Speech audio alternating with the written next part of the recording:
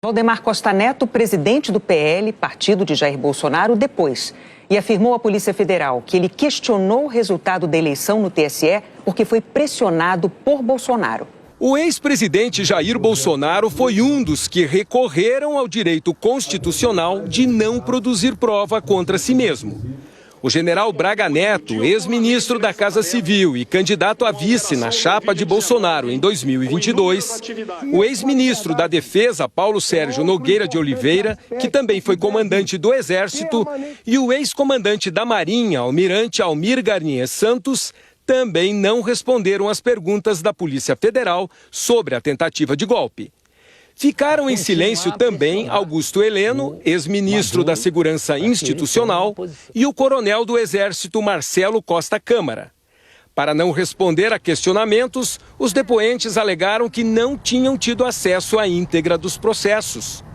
Entre os que responderam às perguntas está Valdemar Costa Neto, presidente do PL, o partido pelo qual Bolsonaro tentou a reeleição. Valdemar afirmou que não participou de reuniões com ministros de Estado do governo Bolsonaro.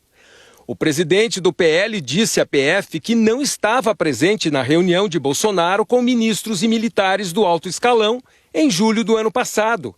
Valdemar foi questionado sobre a fala de Bolsonaro na reunião, quando o ex-presidente afirmou sem provas que houve fraude nas eleições de 2022. A PF, Valdemar afirmou que não concorda com a fala do presidente Bolsonaro, pois já participou de várias eleições e nunca presenciou nada que desabonasse o sistema eleitoral brasileiro. Inclusive, orientou a bancada do partido a votar contra a implementação do voto impresso. Em 2022, após o segundo turno das eleições, o PL entrou com uma ação no Tribunal Superior Eleitoral pedindo a verificação extraordinária do resultado do segundo turno das eleições. Para pedir a invalidação dos votos de mais de 250 mil urnas, o partido entregou ao TSE um relatório elaborado por uma consultoria privada, o Instituto Voto Legal. No depoimento, Valdemar disse que foi pago aproximadamente R$1 milhão ao Instituto. Questionado sobre de quem foi a ideia de contratar o Instituto Voto Legal, Valdemar declarou que a ideia surgiu entre os deputados do Partido Liberal e do então presidente Jair Bolsonaro. E que o então ministro da Ciência, Tecnologia e Inovações, Marcos Pontes, indicou que procurassem o Instituto Voto Legal, pois poderiam ajudar. O Instituto não encontrou nenhuma prova das supostas fraudes no sistema eleitoral.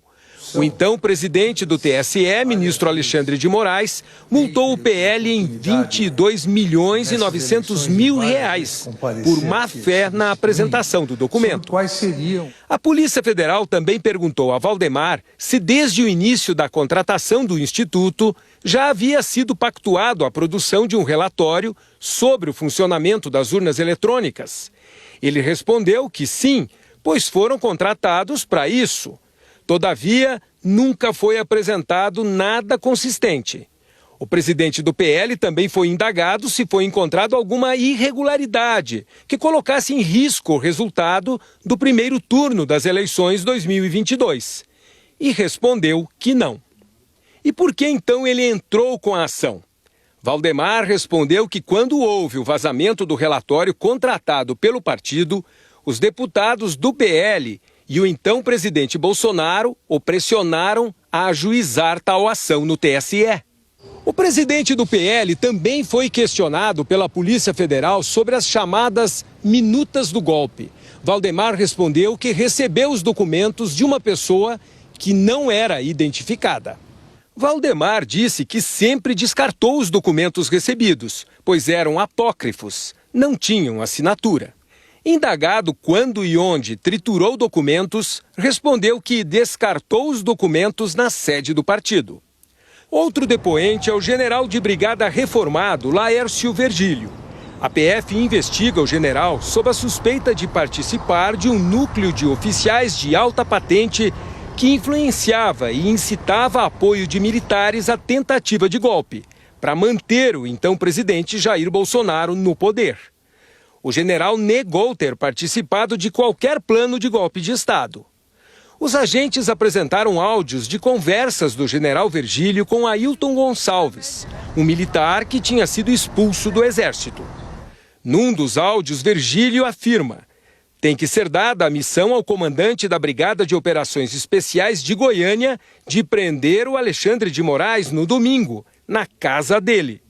Virgílio confirmou que tinha sido o autor do áudio e que não sabe dizer como se daria uma suposta prisão do ministro, porque estava na reserva desde 2000 e apenas deu sua opinião em relação a esse fato.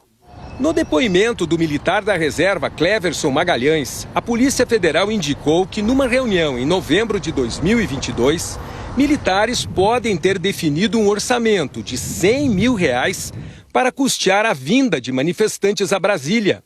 A Polícia Federal já tinha apontado que o tenente-coronel Rafael Martins de Oliveira pediu esse mesmo valor a Mauro Cid para organizar os atos antidemocráticos.